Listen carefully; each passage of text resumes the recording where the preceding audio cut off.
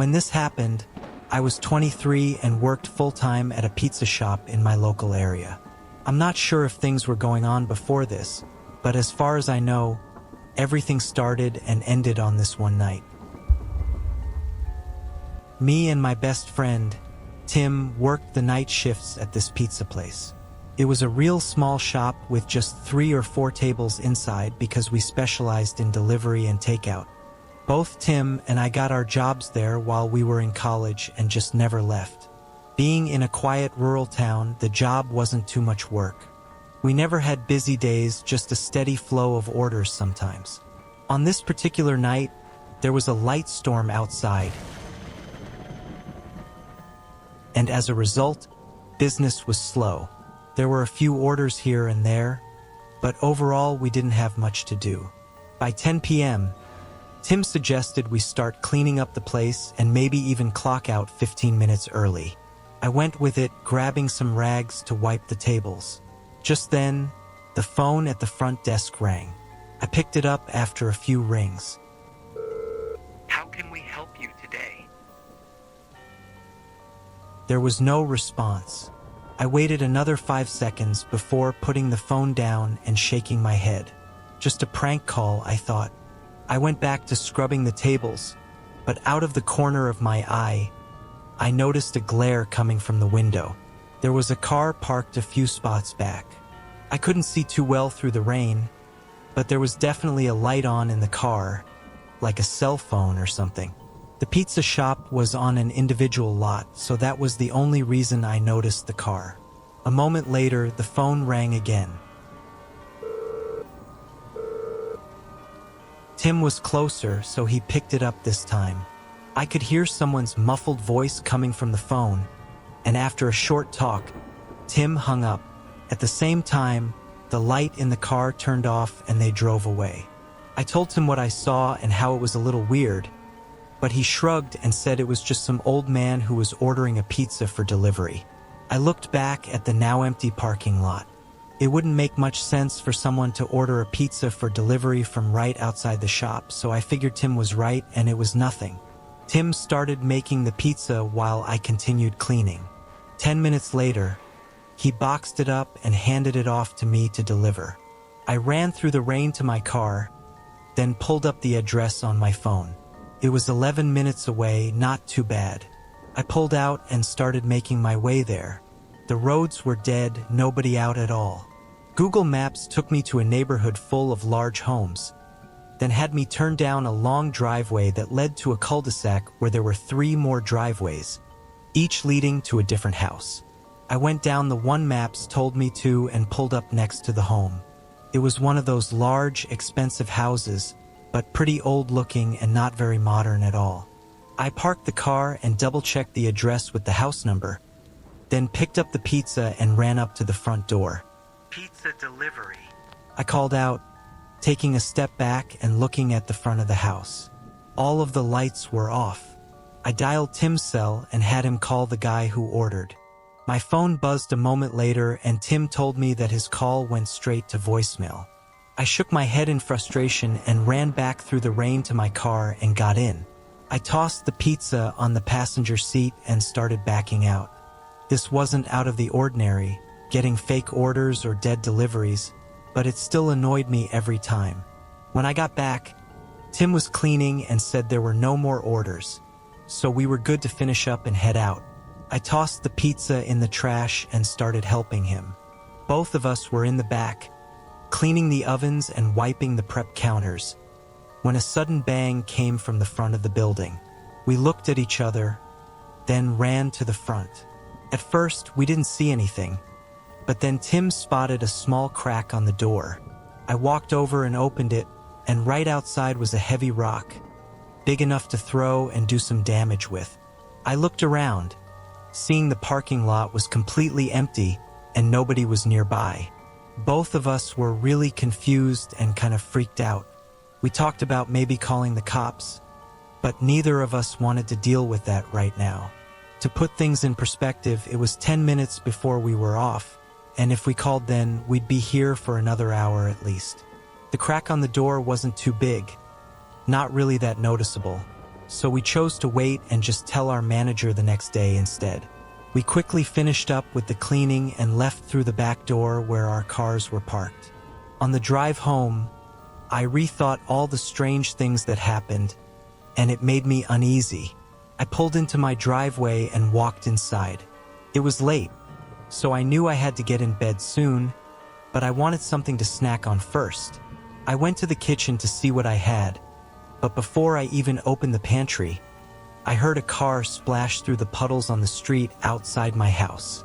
From the sound of it, I could tell it was parking. I walked over to my window and peeked outside, seeing a car parked right in front of my driveway. It only took me a second to realize it was the same car I'd seen outside the pizza shop. A cold rush went through me and I stayed in the window to see what they were doing. The car was still on, but I couldn't see through their window. After a minute of no movement, I took out my phone and called Tim, telling him that I think one of the customers followed me home and was parked right outside my house. Are you serious? You need to call the cops. Something's not right. He said, urging me to hang up and call the police immediately. I don't know why I was so nervous to call the cops, but hearing Tim say it made me feel better about it. I moved away from the window and dialed 911. The lady on the line said that they would have someone on their way and that I should stay hidden and wait. I heard a car door open and close, so I quickly said okay and hung up. Looking back out the window, I saw a man walking up my driveway. He was wearing dark clothes covering his whole body and a hood covering his face. As he approached the house, I closed the curtains by the window and waited. Footsteps came to the front door. Then they continued across the front of the house until they reached the outside of the window and stopped. The sudden silence made the sound of the rain increasingly louder. I felt like I was standing there quietly for minutes before I stepped forward and moved the curtain an inch to the side, just enough to peek through. The man's cold eyes stared back at me. I let go of the curtain and the man banged on the window. I stood a few feet away, terrified to death, and just as quick as it started, it ended. There was no more banging, no footsteps, nothing. All that was left was the sound of the raindrops clicking against the window. Although I never heard the man leave, he was gone when the police showed up. No car or man in sight. I told them all that had happened from the middle of my shift to the end of the night. They looked at me like I was crazy, and part of me felt crazy too. None of it made any sense, and there didn't seem to be any motive for the man to have done what he did. Honestly, because of that, the whole night had me messed up for a while. Going through something as senseless as that really just messed with my head. I'm hoping that by sharing this, someone may be able to help me understand what happened or why the man did what he did. It sounds odd, but even now when it gets really quiet on rainy days, an eerie feeling rushes through me, bringing me back to that night. One day, several weeks later, I was cleaning up the shop again during another slow, rainy night. The phone rang, and I picked it up, dreading another prank call. To my shock, the same muffled voice from that night spoke. "I know where you are." My blood ran cold. This time, I didn't hesitate. I hung up and called the police immediately, telling them everything. When they arrived, they traced the call to a payphone not far from the shop. Although they never caught the man, the increased patrols around the shop and my house gave me a sense of security. Even now, though, whenever I hear the rain and the phone rings, my heart skips a beat, and I can't shake the feeling that the man might return.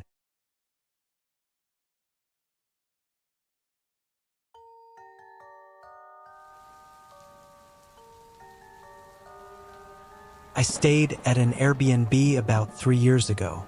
There was no special occasion. It was just a weekend getaway to take a break from work. The Airbnb was a cabin located 4 hours away from my hometown. The cabin seemed mostly isolated, with only 3 or 4 other cabins within a mile of it, and the woods were right in the backyard. This was exactly what I was looking for, and I was super excited when I arrived early in the morning. I spent the morning exploring the property and messing around with some of its cool features. In the afternoon, I sat outside on the back patio in one of those swinging chairs. As I was gazing into the distance, I saw a man walking in the woods.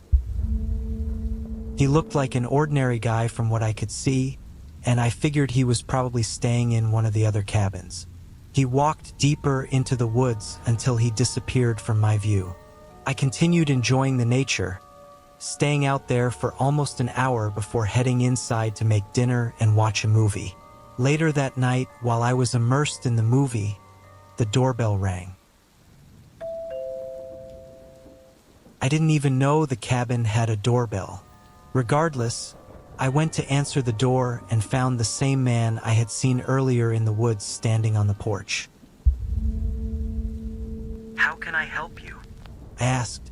The man smiled widely and said he had been lost for a few hours and needed help getting back to his cabin. I paused for a second, sensing something strange about him, but I couldn't quite figure out what it was. Yeah, let me get my phone, and you can search for the address, I replied.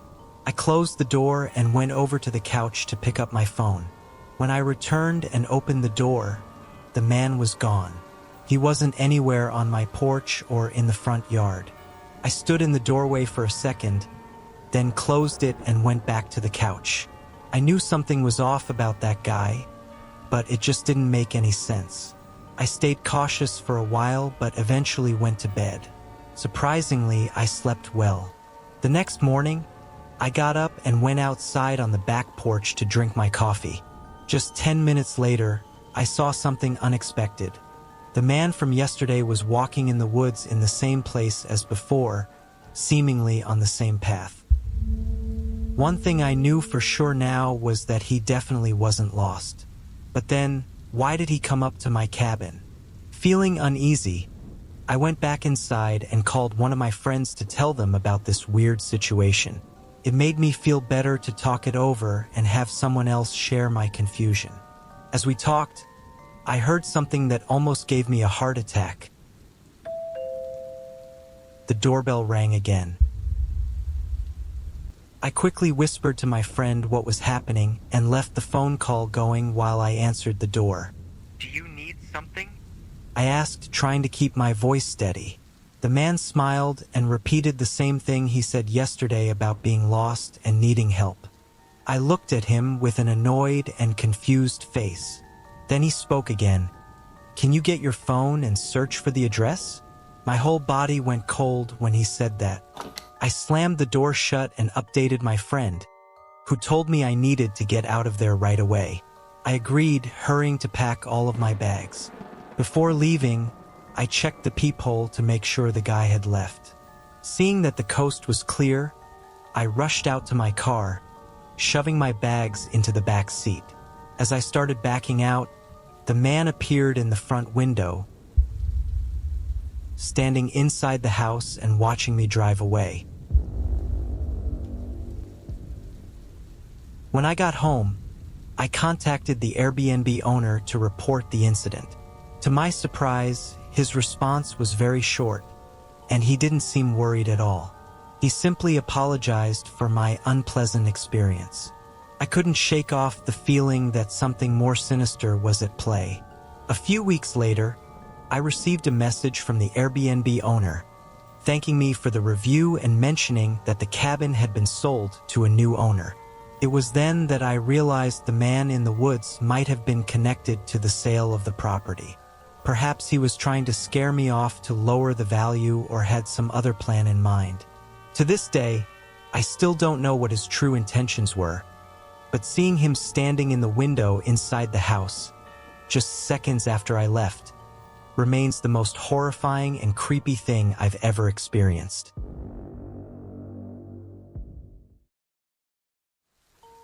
I owned an Airbnb house for several years.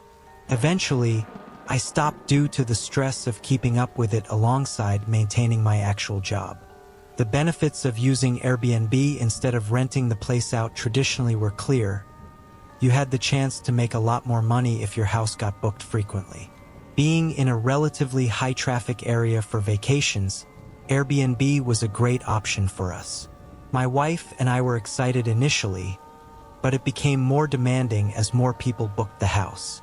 We needed to keep everything on schedule, hire cleaning services after one set of guests left and before the next ones arrived, and respond to their messages and emails in a timely manner. Things were going well for a couple of years until we had what we thought was a young couple staying at the house. Just like every other time, when they arrived, I texted them the unlock code for the door. I almost never actually saw the customers. After they let me know they were inside and everything was good, I sat back and relaxed for the rest of my day off. I should also mention that I almost never talked to the customers more than through a couple of texts. Usually, they texted me when they arrived and when they left, sometimes with an occasional question about the house, but that was usually it. Around 9 o'clock, as I was about to get ready for bed, I received a text from the young man staying at the house. It was brief, saying he was going to call me in a minute. A minute later, he called. I already had a bad feeling when I saw the text, but what he said still surprised me. He mentioned that the water wasn't working in the house. Of course, I apologized, though I didn't understand how that could be possible. Living in a house without water is unacceptable, so I knew I had to get it fixed immediately. I asked if I could come check it out quickly so that I could have someone come in the morning to fix it. He agreed, being very polite about the whole thing, and I drove over there a few minutes later. Pulling into the driveway, I noticed 2 cars. At the time, this wasn't necessarily a red flag, but just an odd thing I noticed. They were apparently a young couple on vacation for a single night, so I didn't understand why they would rent 2 separate cars. I thought someone might be visiting them, which actually isn't allowed, but I didn't mind so much. I walked up to the front door and knocked before entering the code and walking inside. It was very quiet. I expected them to be waiting for me, but they weren't anywhere I could see. I probably should have looked around for them first, but I was tired and just wanted to get this over with. The first thing I wanted to check was the main water valve to make sure there wasn't a leak or a flood. I went down to the basement and over to the valve. Everything seemed normal, no water anywhere or signs of damage. I was confused, but then I fiddled with the valve and immediately heard water start rushing again. I turned it more, realizing it had been completely shut off manually.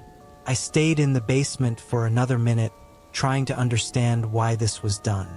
I started to get a really uncomfortable feeling, especially since I hadn't seen the people when I walked inside.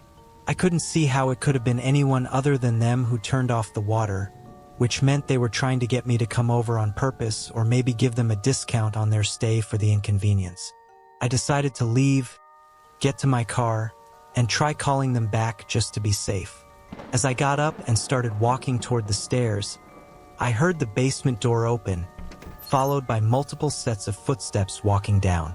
When they reached the bottom, 3 men stood there. "Is it fixed?" one of them asked, sounding like the same man I talked to on the phone, though all of these men were much older than the young man I thought was staying at the house. I told him it should be working now and that the valve must have just tightened on its own. I was trying not to point any blame since the whole thing made me so uncomfortable. I just wanted to get out of that basement and away from these guys. They all just stood there, looking at me without saying anything. Well, let me know if you need anything else, I said, walking between them, trying to get to the stairs. They still just stood there watching me walk around them. As I passed the 3rd guy, closest to the stairs, I spotted a gun shoved in the back of his pants. I freaked out a little and rushed up the stairs quicker, but they didn't follow. They stayed in the basement as I quickly walked out the door and drove away. When I got home, I woke up my wife and told her what had happened. She convinced me to call the police to check up on them. They weren't the people we thought were staying there, and the situation was strange, so it felt justified. We waited about 20 minutes before a call came from an officer claiming nobody seemed to be home and that he might need me to open the door. I gave him the code instead, and he called back another 20 minutes later saying that there were no signs of anyone still being there. The next day, we found out the card the man paid with was stolen. After looking around the house, they had stolen some expensive decorations and appliances as well. I guess there never actually was a young couple either. The one thing left unexplained was their whole plan with the water not working. I think they either wanted me not to charge them for their stay so that they could use the stolen card for longer, or they were planning on robbing me at gunpoint.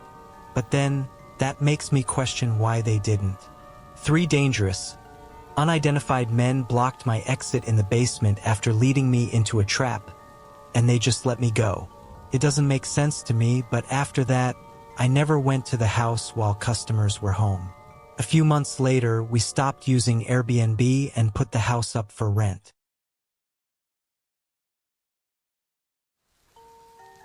I'm 29, living along the Appalachian Range in lower West Virginia.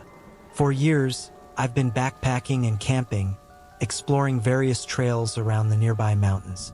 My best friend, who lived just a few miles away, often joined me on these hikes. Each fall, we planned one big trail, ranging from a few days to a whole week of backpacking and camping. In 2019, we planned a trail across the range to a small lake atop the mountains. However, a few days before the trip, my friend had to cancel due to an emergency at work. Having already taken the week off and prepared everything, I decided to go alone. On Monday morning, I drove to a nearby trailhead and started my route. This wasn't a regular recreational trail with defined paths. These backpacking trails required maps, compasses, and landmarks for navigation. Typically, a large landmark in the distance, like a specific rock formation, served as the guide. I'd hike toward it, and upon reaching it, locate the next landmark, and so on. I spent the first 2 days hiking toward a ridge in the mountains. When it got dark on the second day, I set up camp several hours from the ridge. I pitched my tent, got a fire going, and heated up some food. By 8 p.m., the sun had set, and I lay in my tent to rest and read, leaving the fire burning to put out before sleeping. About 20 minutes into reading, through the fire's crackling, I heard the distinct sound of a stick snapping right behind my tent. I jolted up, my first thought being a black bear, possibly drawn by the smell of food. However, I didn't hear anything else.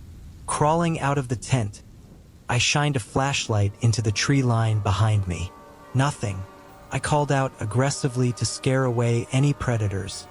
But again, no sounds of anything running away. It was strange because the stick snapping was unmistakably caused by something stepping on it. I stayed outside the tent for a while, looking around constantly before putting out the fire and going inside. Sleeping that night was difficult, as I was keenly listening for more sounds.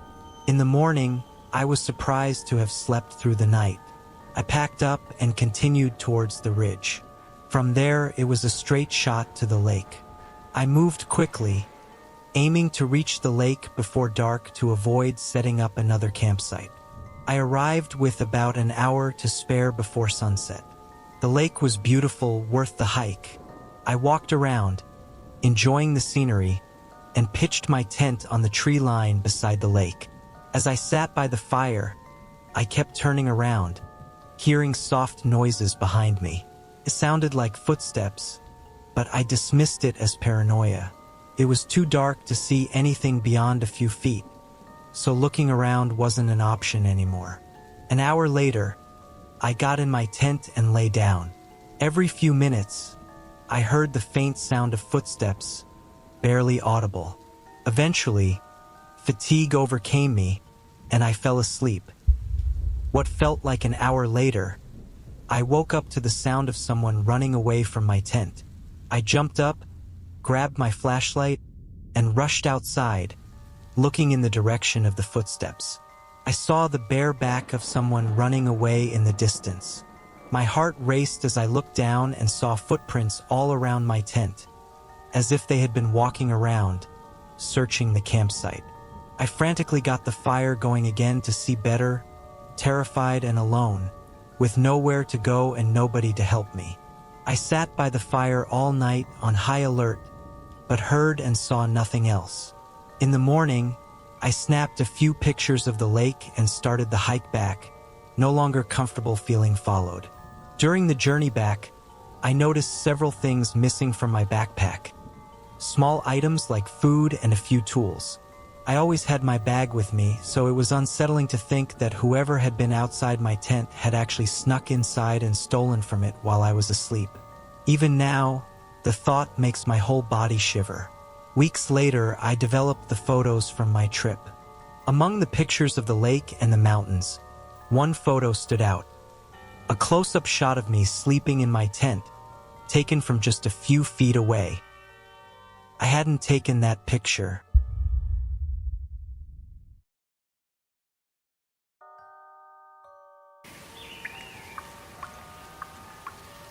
I was 18 at the time, and it was the beginning of summer. With no school and no job, I spent most of my days indoors, playing video games, watching YouTube or TV, or just relaxing. My parents had gone out of town for a few days, leaving me alone in the house. This wasn't unusual, and I often enjoyed the solitude or invited friends over. However, this night I was content just enjoying my own company. I was watching a rerun of one of my favorite shows on Netflix while also scrolling through my phone. It was late, perhaps around 11 or 12, when there was a knock at the front door. I paused the TV and went to see who it was. It almost didn't register in my mind that it was so late, but thankfully, it did before I carelessly opened the door. I looked through the peephole and saw two men standing there. They were dressed similarly and just waiting for me to answer. I hesitated, unsure whether to let them know I was home by asking what they wanted. Ultimately, I decided to remain silent, hoping they would leave. After a few seconds, one of them called out, "Hello?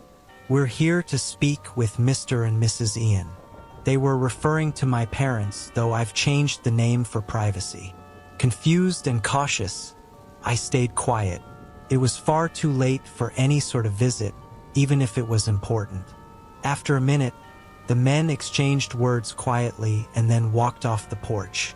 The outdoor lights were off, so I couldn't see where they went, and I didn't hear any car headlights or doors, which made me wonder if they had walked here, adding to the eeriness. I went back to the TV but left it on pause, listening intently for any sign of their return. Only a few minutes passed before I heard footsteps outside the house again. This time, instead of knocking, they began making their way around to the side of the house. I quickly moved to the back window and saw them entering the backyard. I hid away from the window to avoid being seen, but I could hear them talking and then trying to open the back door. Seizing the moment, I grabbed my phone and hid in the garage. I called the police, explaining that a possible break-in was occurring. Less than a minute later, a loud pop echoed through the house as the back door slid open. The men's footsteps moved through the house and up the stairs to the bedrooms. I heard a door open, then close, followed by silence. I waited in terror for what felt like an eternity before the police finally arrived. The sound of their footsteps upstairs was followed by a heated argument between the two men. A few officers entered through the back door and ran upstairs, while another came to the garage to escort me outside. The men didn't resist arrest, but they refused to explain their intentions. Despite weeks passing and it being clear they weren't simply robbing the house, the only charge that stuck was breaking and entering. What haunts me most is the feeling that they were looking for my parents and might have been planning to wait for them to return. I often think about whether revealing myself might have prevented the break-in. But something about their behavior suggests that they would have broken in anyway and perhaps done something far worse if they had known I was home alone.